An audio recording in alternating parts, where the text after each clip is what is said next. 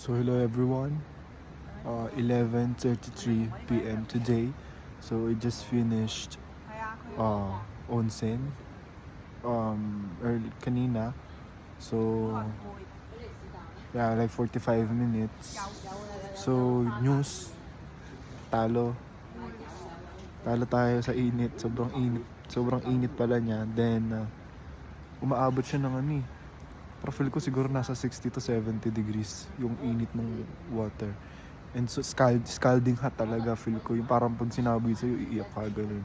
So, yun nga, first time nung pasok ko, ang hirap lumubog. Nakita ko sila like, naka ano na sila, nakadip. Nakadip na yung body nila dun sa water.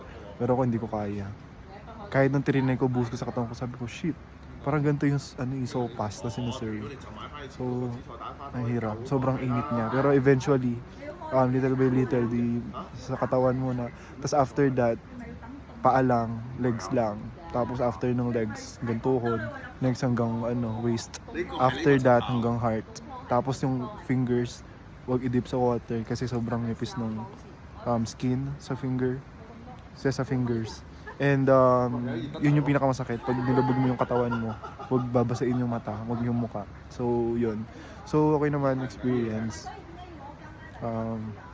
Yun, bumili pa ako ng towel just for that. So yun, thank you.